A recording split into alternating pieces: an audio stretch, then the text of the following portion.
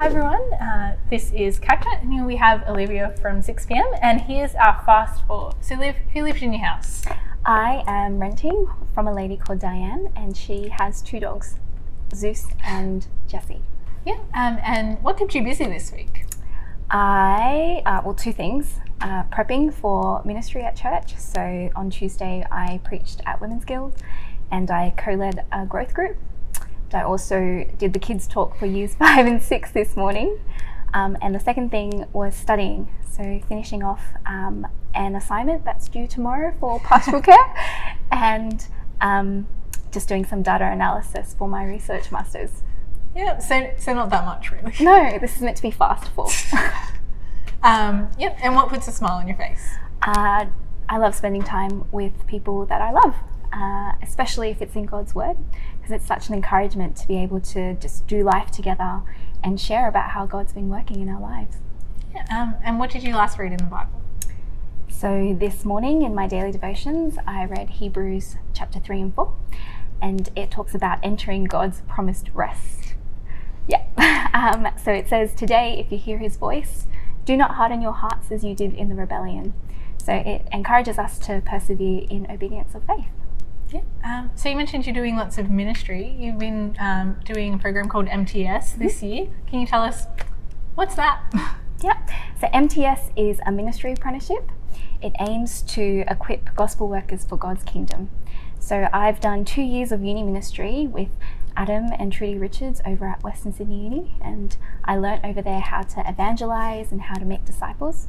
This year I've been trained by Leanne and Nigel specifically to learn how to preach and to learn how to pastoral care for other people and how church as a whole with all its programs run. Yeah. And what has been a challenge within that year? So my family has had some serious crises this year, and it's been really hard to see the light in times of darkness, especially when you're overwhelmed with grief.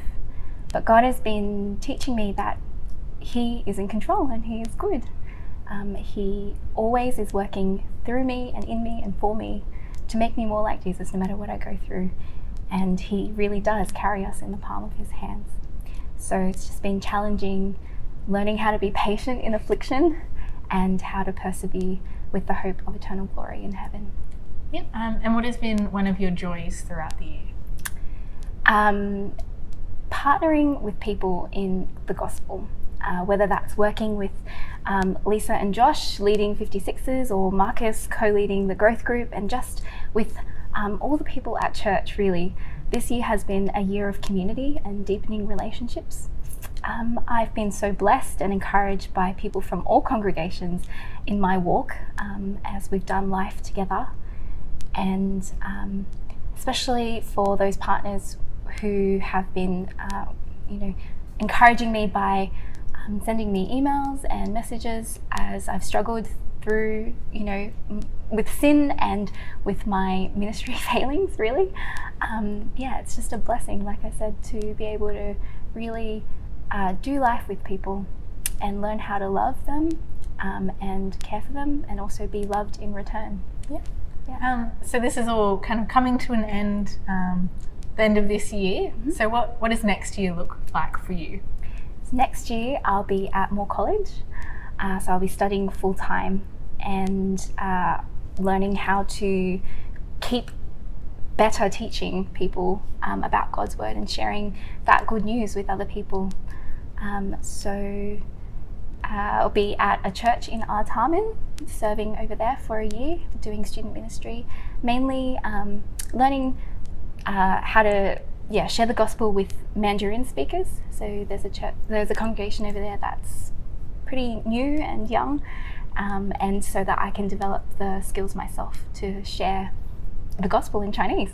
Yeah. And how can we Campbelltown Anglican churches be partnering with you continuing forward? Yeah. So 2 ways. The first is in prayer. Prayer is by far the most important way.